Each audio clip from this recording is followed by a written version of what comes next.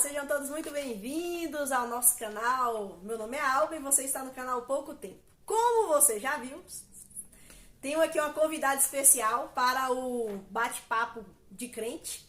Vou deixar aqui o link na descrição desse vídeo, a playlist dos outros bate-papos que nós já tivemos aqui, que foi muito bom, né?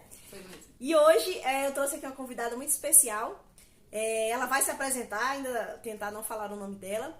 Mas já de cara, assim, eu queria pedir a você que você, por favor, se inscreva no canal, deixa o like para fortalecer o canal e já pode compartilhar que, sem dúvida nenhuma, vai ser um bate-papo muito interessante. Tomara.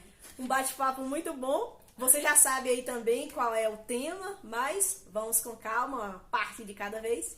E eu queria dizer que você é muito bem-vindo aqui, tá bom?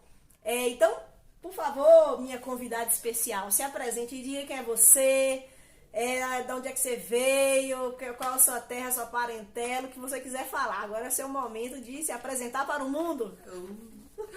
Oi, gente. Espero que vocês estejam bem. Eu sou a Rebeca. Eu prefiro que me chamem de Beca. E eu não sei, eu sou enfermeira, eu tenho 32 anos e eu nasci na cidade mais linda do interior da Bahia. Da Bahia. Eu nasci em Itambé e eu moro aqui em Conquista já há muito tempo. Já fui e voltei pra vários... Já era que eu me apresento, tipo, definitivamente, né? Sim. Fui e voltei pra vários lugares e tô de volta aqui em Conquista mais ou menos um ano. Então, acho que a princípio é isso, assim. Morou no Rio de Janeiro? Morei no Rio. Eu vim pra Conquista em 2007, aí eu vim tentar faculdade, e aí depois eu terminei a faculdade em 2015, fiz a faculdade de enfermagem na UFBA.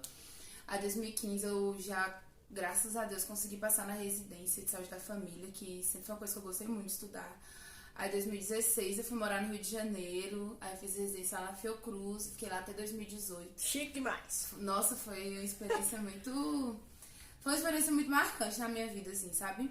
E acho que tem a ver com o que a gente vai falar do tema também, né? Sim. Que eu acho que muitas das coisas que eu vou compartilhar com vocês hoje não necessariamente vêm de construtos mais assim teóricos, mas vem muito do lugar das coisas que eu já vivenciei na vida, das experiências que eu tive, tanto profissionalmente quanto da minha formação como pessoa também, né? Uhum. Então, eu fui pro Rio, voltei do Rio em 2018. Aí morei em Salvador um tempo, comecei mestrado, aí terminei o mestrado 4 longos anos depois, que eu me enrolei nesse processo.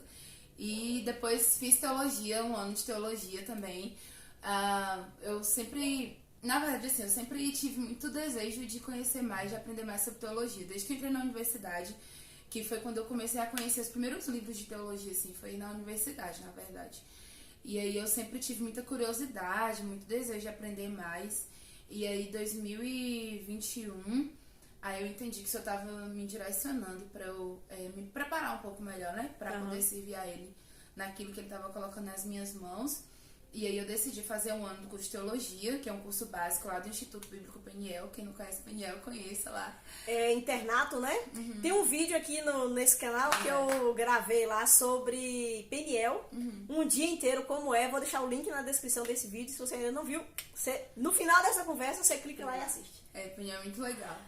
E foi uma experiência muito marcante pra minha vida, assim, porque foi um tempo que Deus foi trabalhando muitas coisas em mim. Coisas de uma menina que cresceu na igreja, né? Eu não falei isso no começo, mas eu nasci num lar cristão. Só que foi muito legal a minha experiência com o cristianismo, porque minha mãe era da igreja batista tradicional, meu pai era de uma igreja batista renovada e a minha avó era de uma igreja assembleia. Oh. Então, minha vida sempre foi muito assim, transitando por lugares que são completamente diferentes. Pra quem... Se tem alguém que segue o canal e que não conhece muito o contexto de igreja, são igrejas bem diferentes, assim, do ponto de vista de liturgia, até de algumas crenças e tal.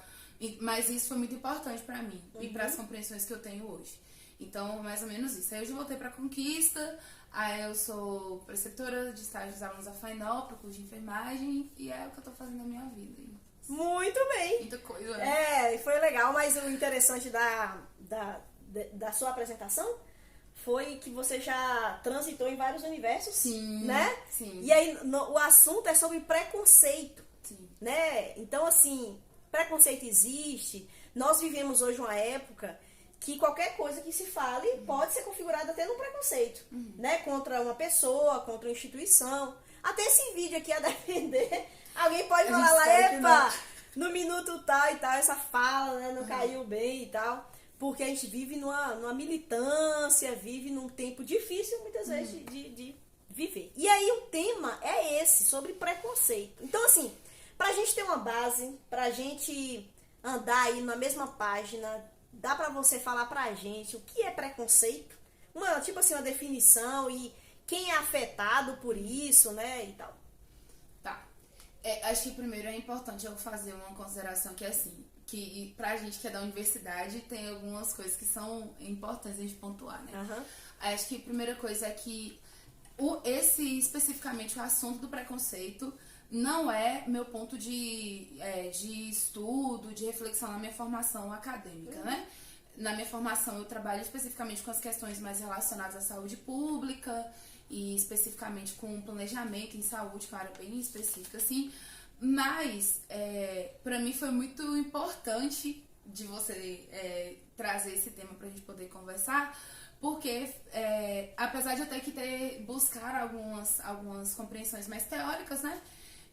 Mas eu já lidei com várias situações, tanto pessoais, quanto com situações também no meu trabalho, né? Como enfermeira e como professora também, que acaba que elas envolvem a questão do preconceito. Então, pra mim, muitas das coisas que eu vou falar, talvez alguém que estiver assistindo o vídeo vai questionar, mas do ponto de vista acadêmico, isso não tem nenhuma validade, mas a gente está colocando, não só do ponto de vista acadêmico, mas de uma construção empírica, né? De experiência também. Mas, aí trazendo um pouco do que eu entendo academicamente, de conceito mesmo, né?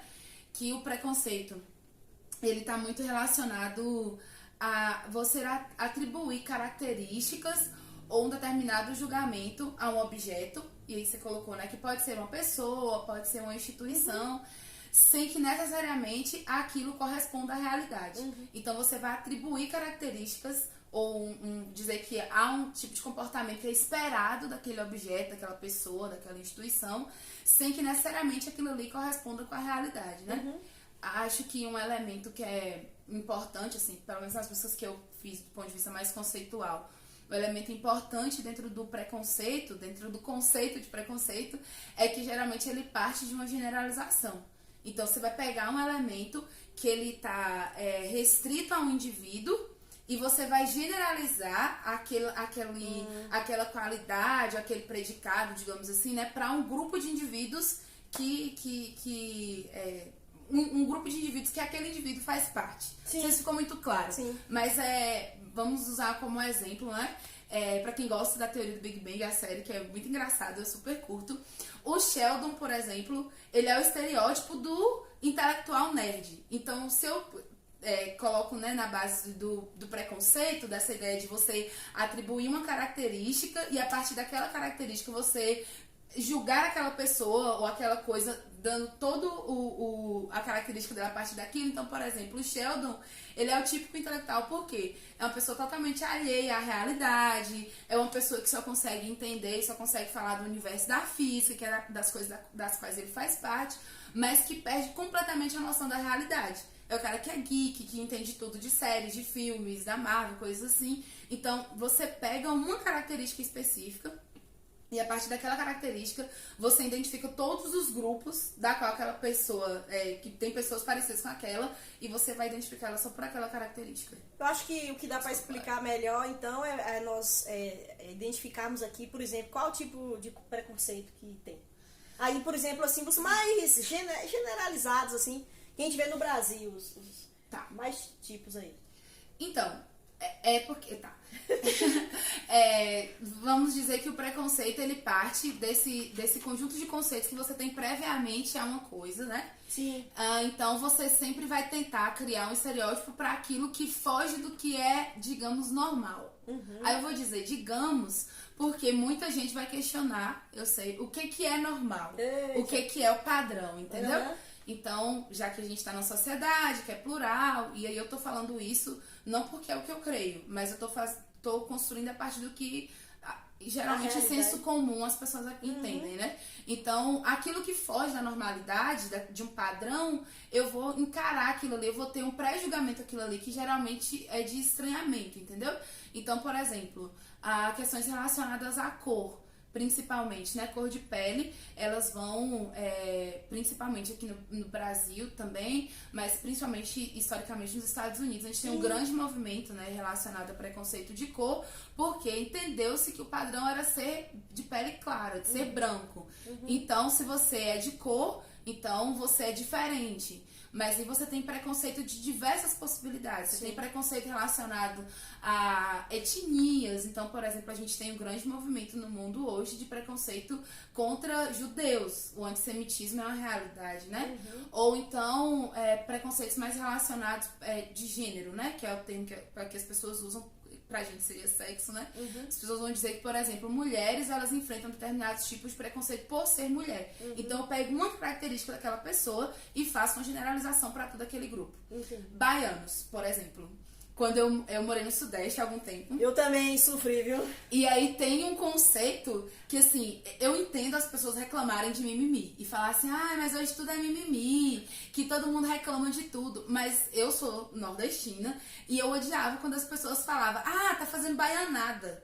O que é a baianada? A baianada é o estereótipo. Então o que é o estereótipo? É o conteúdo do preconceito. Então, se o preconceito é atribuir esse valor prévio, sem que aquilo necessariamente corresponda à realidade, o preconceito é o conteúdo, o estereótipo é o conteúdo. Então, qual é o estereótipo do baiano? O estereótipo do baiano é o cara que é preguiçoso, que faz as coisas de qualquer jeito, que não gosta de trabalhar, entendeu?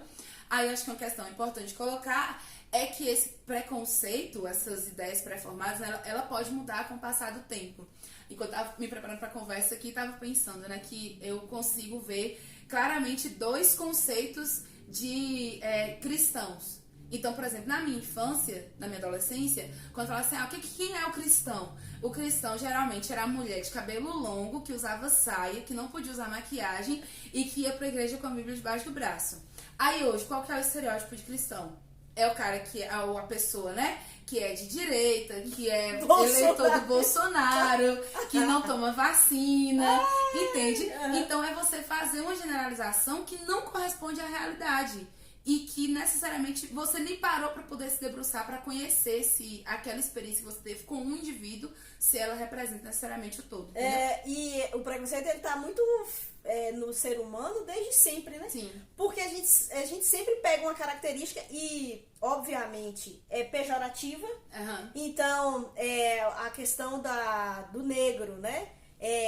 Que pode ser que é inferior de alguma forma. A mulher também inferior de algumas formas. Ela não pode fazer isso, ela não sabe fazer aquilo outro. Então, assim, sempre pega características. Eu também sofri muito lá no Sudeste. Eu passei umas férias na casa de uma amiga e o pai dela era terrível, assim. E ele ficava batendo na minha cabeça assim, quando crescer vai pra São Paulo. Que é uma piada que eles têm, porque o baiano tem a cabeça chata, né? Aí, o paraibano, eu acho. E aí tem essa situação, assim, muito chata sobre... Obviamente, por isso que a gente fica até ofendido, né? Quem sofre o preconceito, porque... Obviamente, pega uma característica e degrine a pessoa por conta daquela característica. E, obviamente, também, quem é preconceituoso se coloca numa posição superior. E aí a gente entra num dilema. Porque, por exemplo, no Brasil e por todos os Estados Unidos, que a gente também tem essa questão de preconceito. A própria nação. Nós, por exemplo, como nação, a gente... Aí aqui é uma generalização também, que tem suas limitações e erros. Mas, por exemplo, a gente não valoriza tanto um venezuelano. No sentido assim, nossa, chegou um venezuelano aqui e tal, que legal. Mas geralmente a gente tem essa reação com o americano. Nossa, chegou um americano e tal. Então, assim, a nação americana, na nossa cultura, muitas vezes é super valorizada e outra é diminuída. É que isso é uma característica do preconceito também, né? O preconceito, ele diz respeito a uma classificação. Você pega uma característica daquele indivíduo e você coloca ele dentro de um sistema de classificação a partir unicamente daquela característica. Então, assim, você olha para uma pessoa negra, né? e você pega aquela característica, que é a cor da pele da pessoa, e aí você agora passa a fazer uma série de inferências acerca da pessoa, reduzindo ela só àquela característica dentro do seu sistema de classificação. Então, no seu sistema de classificação, ser americano ele está em uma posição mais elevada na sua classificação. Como se fosse evoluído, né, e tal. Se comparado a ser latino-americano, que nós somos, né? Sim. Então, tem essa questão que é bem complicada. E, assim, pra mim, isso por si só já marca o preconceito como algo totalmente antibíblico. Porque você reduz a pessoa a uma característica. Pessoas são feitas à imagem e semelhança de Deus, e você reduz a pessoa unicamente a uma característica dela. Que aquilo por si só não diz quem ela é, né? Então, não glorifica a Deus de jeito nenhum, né? Só aquilo. E aí é o que acontece. Nós, crentes, entendemos que existe preconceitos na sociedade, só que também a gente percebe que, por exemplo, ultimamente, a esquerda do Brasil se apropriou de discursos de minorias que se sentem ofendidas por serem discriminadas de alguma forma.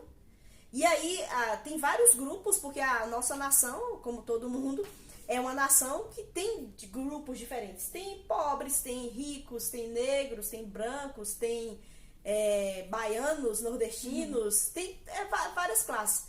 Aí o que acontece? Há muitas pessoas que sofrem realmente esse preconceito. Sim. Aí a esquerda se apropriou do discurso e usa em pautas políticas. Aí o cristão, muitas vezes ele enxerga que realmente tem questões de preconceito e que nós precisamos nos posicionar com relação a isso. Mas o cristão muitas vezes se cala porque ele tem medo de ser encaixado, enquadrado como de esquerda, porque ele também não quer isso. E aí fica a pergunta, como então o cristão pode lidar com essa questão de falar de falar por aí sobre preconceito?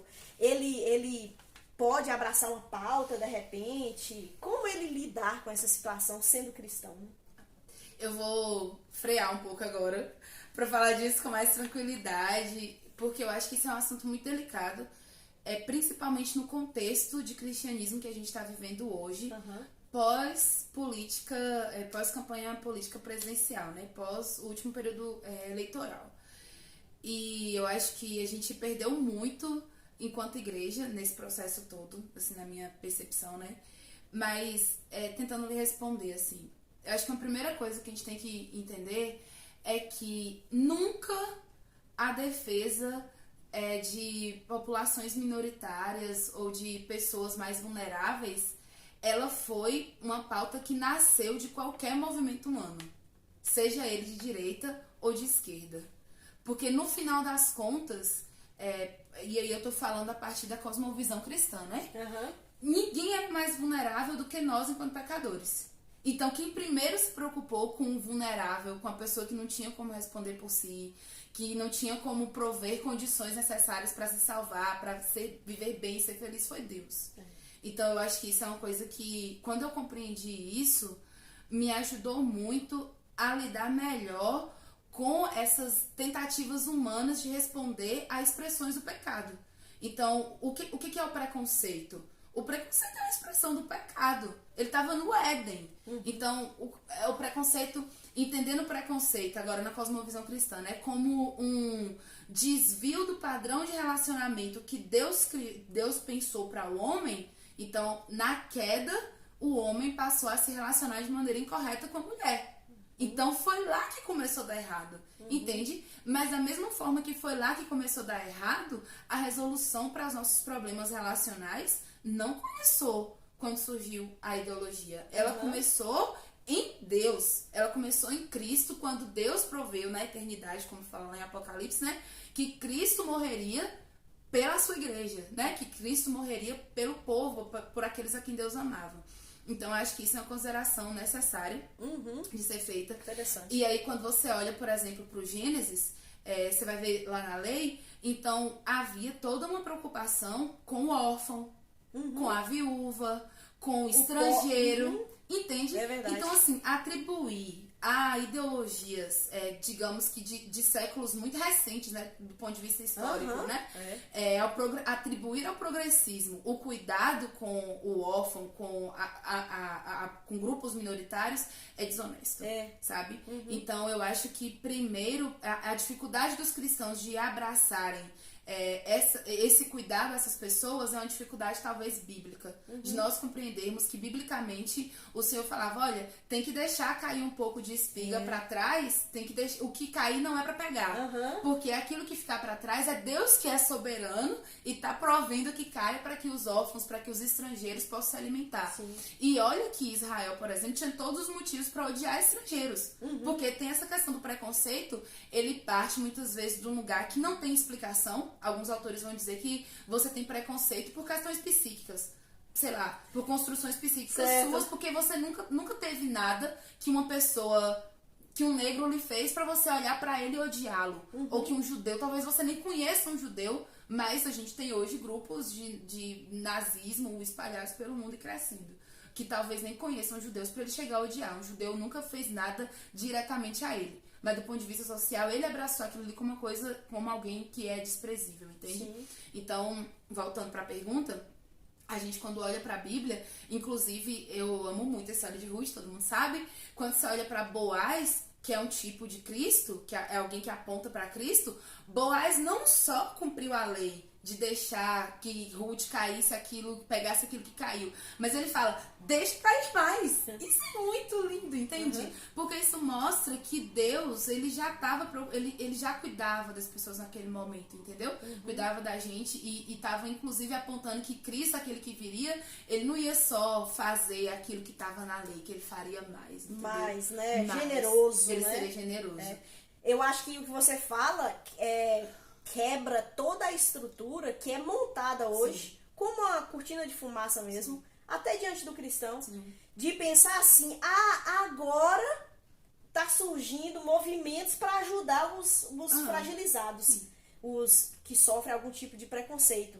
Mas isso quebra, porque na revelação bíblica, desde Moisés escreveu o Pentateuco 1500 anos antes de Cristo. Sim. E lá Deus já estipulou todas as coisas como deveriam ser para o cuidado, para que todos recebessem amor, graça, esse suprimento, né? A palavra de Deus nunca colocou essa questão do homem superior, onde ele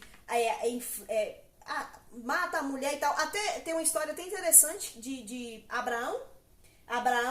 Deus fez uma promessa para Abraão e Sara. Só que Abraão pecou e teve um relacionamento com Agar. Aí Sara desprezou Agar e mandou ela embora pro deserto para morrer lá com o menino. A mulher estava tão desesperada que ficou longe para não ver o menino morrendo. Quem apareceu para cuidar da mulher? O anjo do Senhor. E nós sabemos como crentes que o anjo do Senhor é Cristo. É uma teofania. É a presença de Cristo antes dele nascer, né? Como um bebê e tudo. Então Jesus apareceu, acolheu essa mulher, cuidou dessa mulher e falou, não, vocês não vão morrer, porque a minha promessa vai permanecer até... E hoje o povo de Israel ainda sofre por conta do irmão, né? Que é esse que nasceu fora do casamento, Ismael. Então nós vemos o cuidado de Deus. Então, o problema do cristão é essa falta de, muitas vezes, olhar para a palavra. E olhar para a palavra e assim, e olhar para a própria história. Então, tem um livro muito legal do Davi Lago que chama Ame Seu Próximo. E nesse livro ele relata várias pessoas que ao longo da história fizeram coisas muito importantes e que eram cristãs. Então, assim, basta olhar para a própria história da universidade. Quem construiu as maiores universidades que a gente tem no mundo hoje foram cristãos. Entende? Então, assim, nesse livro ele vai mostrando diversas pessoas, o criador da Cruz Vermelha, várias outras pessoas que fizeram movimentos históricos consideráveis e que eram cristãos. Então, assim, muito me assombra um cristão ele ter medo de se engajar ou de se envolver com cuidado ao que é vulnerável pelo medo de ser taxado de progressista ou de alguém de esquerda, quando que, na verdade, isso é bíblico. Isso não nasceu. E vamos ser coerentes, gente. Assim, eu quero, assim, trazer um pouco da minha experiência que eu tive com movimentos sociais, né? Ninguém cuida do outro por vontade própria. Não é possível você olhar para alguém que não seja seu familiar, porque muitas vezes, aqui falando como profissional de saúde, muitas vezes, inclusive, a gente tem que entrar com a ação do poder público porque os próprios familiares negligenciam cuidar de alguém. Uhum. Então, mas vamos colocar aí, tudo bem, que quando é alguém que você é da sua família, alguém por quem você nutre algum tipo de amor romântico, você se dispõe a cuidar daquela pessoa, mas se aquela pessoa te ferir, sua primeira atitude é de sobrevivência. Você não vai querer se comprometer com aquela pessoa quando o cuidado a ela coloca a sua vida em risco. Então, assim, cuidar do outro, de quem é necessitado, é algo que eu creio que só pode vir de Deus. É Deus quem vai colocar no seu coração compaixão por alguém com a qual você não se identifica, com a qual muitas vezes realmente lhe feriu. Então, pedir para um cristão, por exemplo, um cristão judeu, que ele olhe para um alemão, que ainda que a gente saiba, né, que já passou-se todo um tempo histórico, mas que ele olhe para alguém que personifica alguém que fez mal a ele, que ele consiga amar, isso não é humano. Uhum. Isso vem de Deus, entende? Então, eu acho que a gente precisa ter mais cuidado com isso, porque muitas vezes eu entendo também que tem toda uma questão da igreja, principalmente as igrejas bíblicas, todo um cuidado por conta da própria teologia da libertação, que pegou, distorceu o evangelho, né? E aí pegou agora numa perspectiva de algo que anteriormente era muito bom, da ideia da missão integral, a ideia de o evangelho todo para o homem todo. Mas aí você distorceu isso para trazer para um contexto, que é o contexto nosso latino-americano, que é um contexto realmente de uma civilização que foi expropriada por europeus e por todo o contexto histórico, né? E aí agora você chega num lugar que as pessoas são altamente fragilizadas, que você tem grandes índices de pobreza e de miséria, né? E aí agora você pega e coloca aquilo ali para as pessoas e você acha que o evangelho é só aquilo. É só responder da comida, da roupa, melhorar condições sociais, e não entendeu? Primariamente o evangelho não diz respeito a isso. Uhum. Então eu entendo essa dificuldade da gente lidar com essas questões, mas eu acho que quando a gente vai para a Bíblia, o Espírito Santo vai nos dar equilíbrio para poder lidar com uma coisa e lidar com outra, entendeu? Uhum. Eu acho que o que ilumina bem aqui a nossa mente com relação a isso é que eu sempre entendo. Nós já apontamos a Bíblia e o que a Bíblia mostra e tal. O problema de abraçar militâncias, por exemplo, a gente se engajar num grupo de feministas, sei lá, vários grupos identitários aí do nosso sistema, a gente fala assim, não, agora eu vesti essa camisa e tal, que esses grupos identitários, eles têm uma percepção da realidade, aí eles apontam os problemas da realidade, e eles acertam em muitas coisas. Sim. Não é que não acertam em tudo, eles acertam em muitas coisas. Só que o problema é que esse grupo vai dizer a origem do problema e a solução. E sempre é fora da palavra de Deus. Porque Beca já deixou claro aqui que o problema do preconceito está no coração humano, que é o pecado. E aí entra outra pergunta, colocando para dentro de casa, que eu digo assim, no nosso cristianismo. Dentro de casa, assim, na nossa igreja que eu digo é a igreja cristã, a igreja cristã espalhada pelo mundo. Tem preconceituosos? Tem preconceito dentro da igreja? Não. Queria muito que a resposta fosse não, mas com certeza existe. Porque se o preconceito, ele primariamente ele nasce do pecado. E dentro da igreja você tem pessoas que foram libertas do poder do pecado. Sim. Mas que ainda estão sendo libertas da presença do pecado, né? Justificação, santificação, os conceitos teológicos aí. Então, a gente ainda tá lidando com um corpo que tá na carne, a gente tá aqui. Então, infelizmente, vai ter preconceituosos na igreja, entende? E aí eu vou abrir meu coração, né? Sendo honesta com algumas questões, que é que eu acho que nessa tentativa de a gente fugir do progressismo, que hoje, inclusive, meio que virou um tipo de xingamento dentro para o contexto cristão, falar que alguém é progressista, né? E muitas vezes sem sequer localizar do que você está querendo dizer, né? Então, por conta disso, a gente acaba perdendo a capacidade de olhar para o outro como alguém criado à imagem e semelhança de Deus. Então, na minha experiência com movimentos sociais, por exemplo, o meu movimento que eu fiz parte foi um movimento estudantil, logo quando eu entrei na universidade, né? E eu sempre tive essa veia muito assim, pulsante para coisas políticas, talvez muito por conta da minha história, assim. Eu nasci numa cidade pequena e era um bairro muito pobre, o bairro que eu nasci. E eu sempre gostei muito de ler, de coisas assim, mas eu via que nem todo mundo tinha acesso às mesmas coisas, assim. Os meus colegas, tinha alguns que foram presos, alguns até morreram em confronto armado com a polícia e tal. Então eu sempre tive muito essa veia de olhar pro mundo e falar alguma coisa tá errada e eu tenho que lutar para que as coisas mudem, não sei o quê.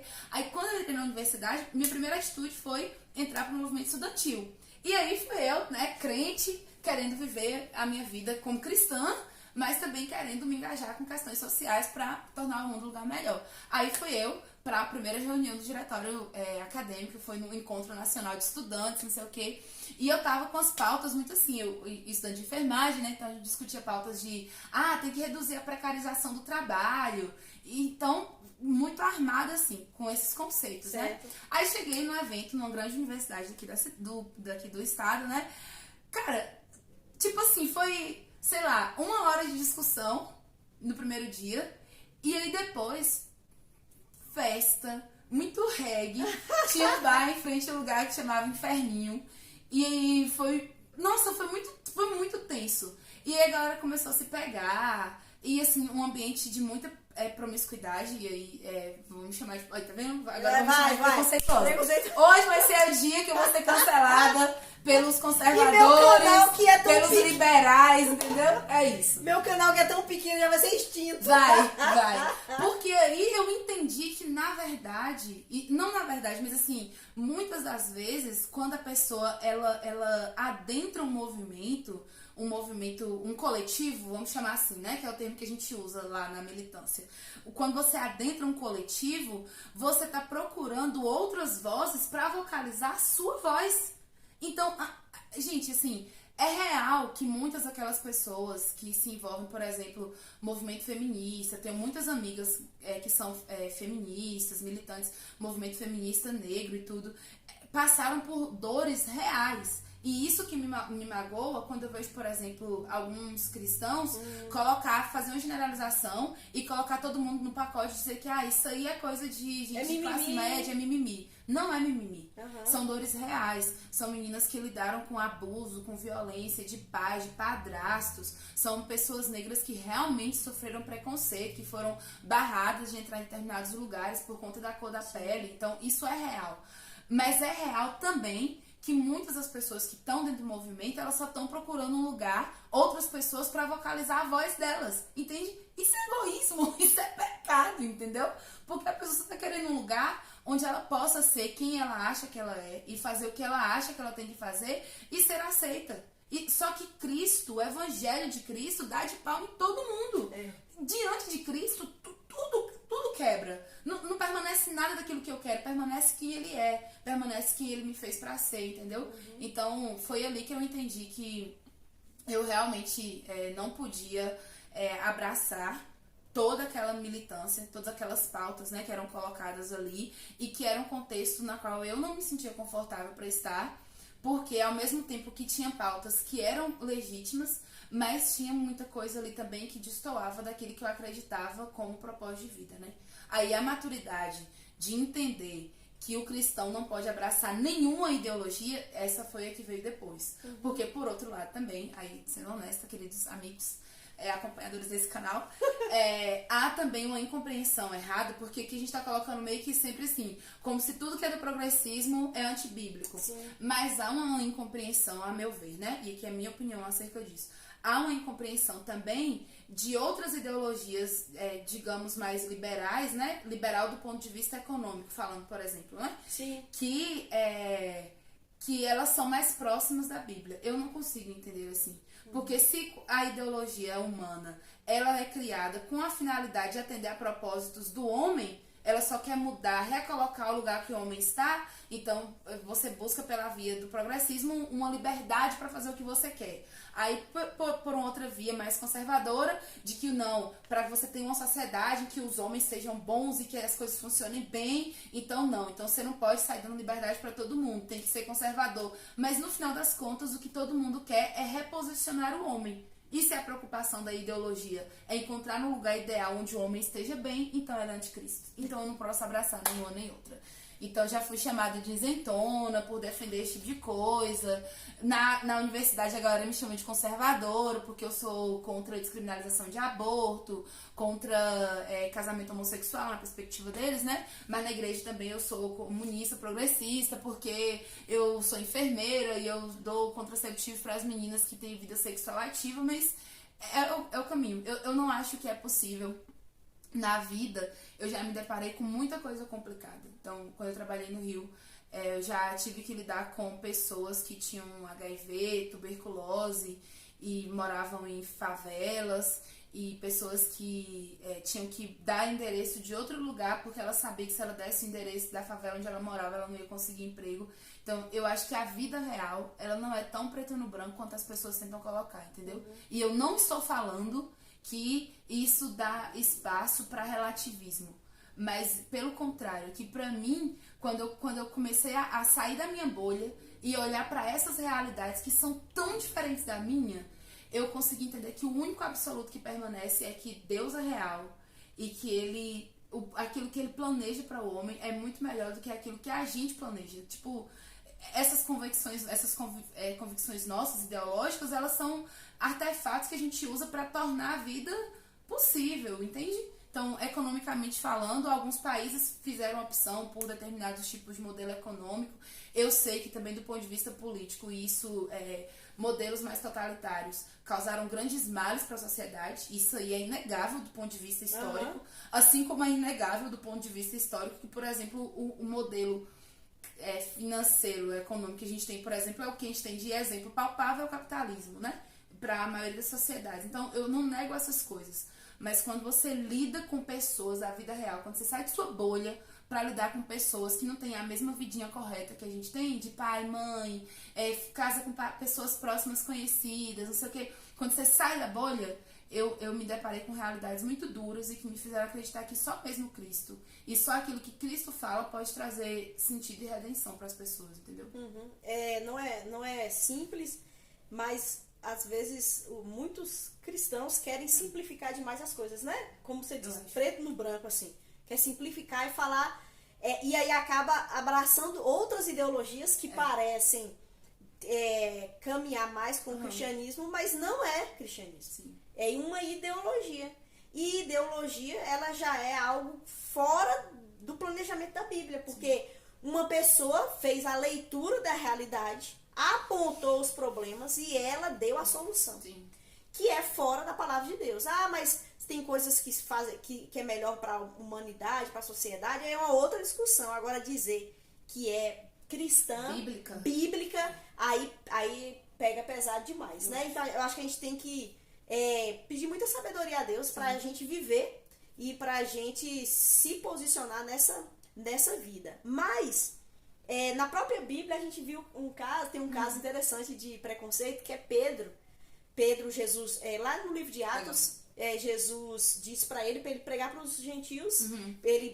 Deus mostra um lençol cheio de animais impuros para os judeus. Aí Deus diz para ele, não fale que é impuro tudo que eu estou dizendo que é puro. E Deus estava explicando para Pedro que agora os gentios eram puros. Eles também estavam, a graça estava aberta para eles. E Pedro começou o ministério com eles lá, mas aconteceu que chegou uns judeus, aí Pedro fingiu que não conhecia o povo. Foi bem feio. E aí tem um versículo que Pedro, Deus trata na vida de Pedro, né? Deus tem que tratar na nossa vida. Amém. Aí Atos 10:34 fala assim, então Pedro respondeu, vejo claramente que Deus não mostra nenhum favoritismo. Aqui é na versão transformadora. Tem outra versão que fala que Deus não faz acepção de pessoas. Então Deus, ele ama e está aberto, obviamente, para levar a sua palavra para as pessoas e elas serem transformadas por Deus. Aí, já talvez caminhando mais para o final da conversa, tem uma coisa interessante, porque o nosso mundo está fragmentado.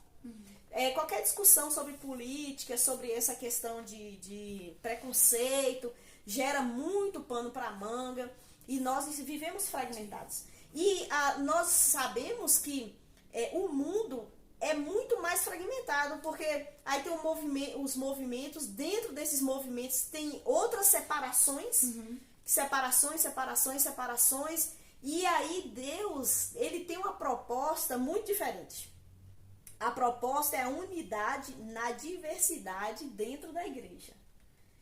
Esse plano é superior aos demais, porque em Gálatas 3, 26 a 29, Efésios 4, de 1 a 7, Deus ele vai trazer para nós o plano dele, que é a igreja, que parece um local que tem tudo para dar errado, pessoas diferentes, de idades diferentes, classe social diferente, tudo diferente. Mas Deus, ele traz essa unidade. E aí eu queria que você falasse um pouco sobre esse plano de Deus. Por que o plano de Deus é superior às ideologias ou às pautas políticas? Por que é superior e tem mais... a gente pode ver que ele vai dar certo, diferente de outros que estão aí numa luta constante, né? É difícil isso, né? Mas a igreja vai dar certo porque é de Deus, né? Pronto! Porque foi ele que encerramos planejou. Aqui. Verdade. Ele é o planejador e ele é garantidor. Eu ouvi isso na pregação essa semana e isso acalentou tanto meu coração, porque, sendo honesta, né? Você perguntou se há preconceito dentro da igreja. E infelizmente há preconceito dentro da igreja, porque há pecado no coração das pessoas que estão ali, né? E eu acho que é difícil, às vezes, até pra gente falar sobre isso. Aí é que eu vou me colocando nessa condição de uma pessoa que eu demorei muito tempo até pra eu entender que eu era negra, por exemplo. Isso foi um processo, porque eu achava que falar disso era que eu tava agora abraçando a ideologia, não sei o quê. E sendo que, sei lá, o contexto que eu vivi era o contexto que era de igrejas, geralmente, né? Com pessoas majoritariamente de cabelo liso, de cor diferente. E o que isso tem a ver com sua pergunta? É que é nessa convivência na igreja que, às vezes, quando as pessoas pecam contra você, que o Espírito Santo vai te dar graça para responder com amor. E que você vai aprendendo também que a diversidade dentro da igreja, né? Que ela é boa, que a gente não tem que Cristo ele nos chama para viver em unidade, mas não em uniformidade, né? Então, quando lá no texto de Paulo fala que Cristo distribuiu dons, e ele fala daquela diversidade de dons que é para que a obra possa desenvolver, para que a igreja possa ser construída, né? Eu vejo muita beleza nisso, porque mostra que cada um de nós ali, da maneira como Deus nos habilitou, da maneira como Ele nos fez, Ele vai nos usando para que Ele possa ser glorificado. E aí é muito bonito também ver que Cristo, o anseio dele não é ser glorificado em um local específico, mas que Ele seja glorificado entre todas as nações, entre todas as etnias, né? Como a gente costuma aprender lá na missiologia.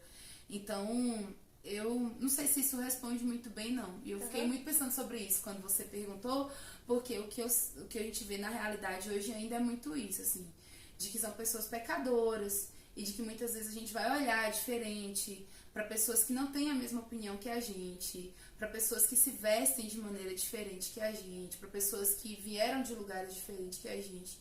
E aí você já cria um conceito prévio sobre aquela pessoa e você age com ela a partir daquilo e não a partir de quem Cristo diz que ela é. Porque se ela creu em Cristo como Salvador, agora ela é uma nova criatura. O que marca a identidade de alguém que nasceu de novo não é mais a identidade da carne, seja ela qual for, né, de origem, mas é aquilo que Deus diz que é, e ele é filho de Deus. Se ele é filho de Deus, eu deveria olhar pra ele como tal. Então, eu não sei muito bem isso não, sabe?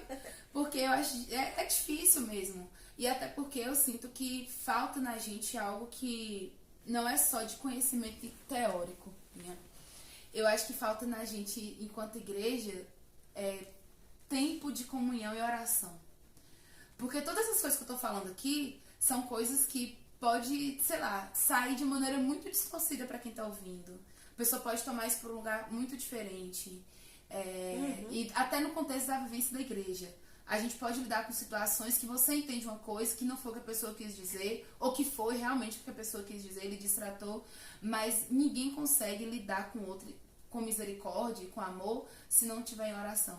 Porque é em oração que a gente se submete a Cristo. E ninguém se submete a outros se não se submeter primeiro a Cristo, entende? Sim, do ponto de vista bíblico, né?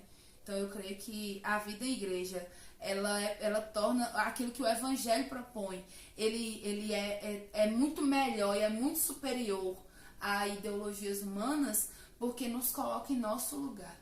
Nosso lugar de criatura, nosso lugar de alguém que depende exclusivamente de Deus. Se eu dependo de Deus, como que eu vou classificar alguém? Como que eu vou subjugar alguém? Como que eu vou conseguir olhar para uma pessoa que também é criada à imagem e semelhança de Deus e vou fazer uma classificação nela e colocar nela um rótulo subjugando ela a mim, entende? Então eu creio que dá certo, porque é na igreja que nós somos confrontados, é na igreja que a gente é exposto à palavra. E isso, por exemplo, apaziguou muito meu coração quando eu tive dificuldade de entender qual que era o limite, então, entre eu não agir com preconceito com alguém que tem atitudes diferentes daquilo que eu acredito que ela deve agir, já que eu sou cristã, e eu tenho meus pré-julgamentos, né? De como que deveria ser relacionamentos entre pessoas, de como que deveria ser a vida em sociedade. Que a Bíblia, ela é um manual para isso, ela dá parâmetros. Aí, qual era a minha dificuldade? Qual é o limite entre eu agir sem preconceito, mas também não ser conivente com práticas pecaminosas, né? Pra mim, pessoalmente, eu entendi que naquilo que Deus me deu habilidade para fazer, que era enquanto profissional de saúde, enquanto professora de crianças no lugar de periferia, é que o meu papel era de garantir que as pessoas pudessem estar vivas para ouvir o Evangelho. E aí, como que isso ia acontecer? Realmente, algumas vezes eu queria poder chegar para várias das meninas que eu dou aula ou que eu atendo no posto de saúde e falar assim, olha, para a sua vida seria muito melhor se você se guardasse para você ter relações sexuais só com seu marido. Ela não vai fazer isso, porque eu não posso decidir por ela, entende? É o meu desejo, mas eu posso garantir que ela esteja viva e bem com saúde para que a igreja, que a gente possa cumprir nosso papel de chegar e pregar o Evangelho para ela. E aí o Evangelho, sim, dá respostas muito mais efetivas, porque todas as vezes que eu me deparei com situações muito extremas e sempre questões de pobreza, sempre me afetam muito. Eu ia chorar, né? Eu imaginei que em algum momento isso ia acontecer. Situações de pobreza me afetam muito, assim, me causa muito incômodo ver injustiça social, pessoas passando fome, para mim é absurdo. Mas todas as vezes que eu me deparei com isso, nem o afã de um pseudo-mercado que vai conseguir regular e prover emprego para todo mundo, que é meio que a ideia dos liberais, né? Isso não me respondeu, da mesma forma que as políticas de redistribuição de renda e de igualdade que a galera da esquerda propõe, isso também não me respondeu. Porque é teórico demais, sabe? Na realidade, quando você se depara com uma pessoa que está passando fome, você vai ter que fazer alguma coisa. Todas as vezes que isso aconteceu, eu vi Deus usar pessoas para prover alimento. Eu vi Deus usar pessoas para, naquela circunstância, responder àquela necessidade. Então, eu, enquanto profissional de saúde, eu entendo que a gente vive num contexto que precisam ser feitas políticas para cuidados da sociedade, mas quando você se depara com pessoas na vida real, o que eu tenho visto que tem respondido à necessidade delas é conhecer a Cristo, entregar a vida delas a Cristo e ser parte de uma comunidade que se dispõe a cuidar, se dispõe a ofertar na vida do outro, entende? Porque é fácil nós nos escondermos atrás de um sistema político e ideológico e militante, dizendo eu desejo essa justiça. Mas é difícil nós vivermos atuantes sem trazer honra para nós, fazendo justiça. Tipo assim, quanto do meu dinheiro que eu ganho, eu dou. Sem tirar foto e instagramável para enviar para as pessoas. Quanto eu estou preocupada realmente com o vizinho que está passando talvez uma necessidade na área da saúde, está passando por um luto.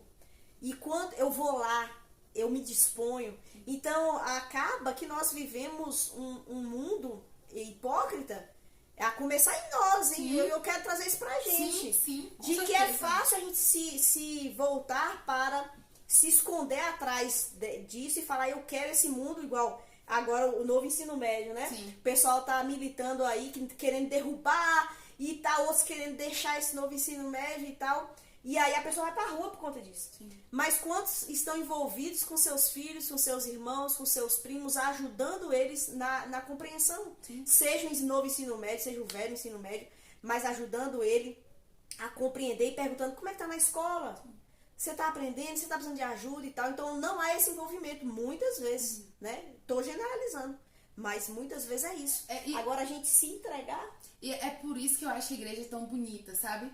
Porque, vamos ser honestos aqui, tipo, em qual contexto você teria pessoas reunidas no mesmo lugar? Isso aí não acontece de agora, isso vem desde a história da igreja, né? Pessoas reunidas no mesmo lugar, com tanta diversidade de origens e de formações, e assim, e lá no começo da igreja isso é problema, né? Porque você tinha na sociedade humana que ela era altamente estamental, então senhores e escravos agora conviviam juntos na igreja se chamando de irmãos, entende? Então, muitas das experiências que eu tive de ter contato com pessoas que eram diferentes do meu ciclo de convivência por causa da igreja, entende? E você não faz isso porque você quer, porque de verdade mesmo, sair em pleno domingo de sua casa, de tarde, pra ir pra um bairro de periferia, ver pessoas que você não tem nenhum tipo de relação, elas não têm nada pra te oferecer, você não faz isso por conta própria, entende? E aí eu tenho até que puxar um pouco de sardinha pra minha igreja. Sim. Não vou falar o nome dela, mas a minha igreja, ela é uma igreja muito especial. Porque ela é uma igreja histórica, já tem muitos anos, mas ela tem a preocupação de cuidar. Sim. Ela distribui muitas cestas básicas sem estar fazendo fotos no Instagram. Ela se preocupa com idosos que meu pastor chama até de verdadeiros órfãos e viúvas, pessoas que não têm familiares, não casou e já está bastante idoso. E a igreja atua ajudando essas pessoas, investindo na vida dessas pessoas, gastando mesmo dinheiro para que essa pessoa tenha cuidados médicos, um aparato no final da sua vida. Então, assim, por exemplo, a minha igreja que eu conheço, né, é uma igreja que é atuante nisso daí.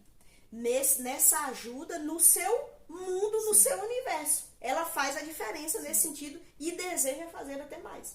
E aí, essa questão do nosso relacionamento com o outro, nós precisamos de um mediador. O tempo todo você falando, eu estava pensando nisso. A Bíblia fala que Deus é o nosso mediador entre nós e Deus. Mas Ele é o nosso mediador entre nós e o outro. Porque é Ele que nos faz amar.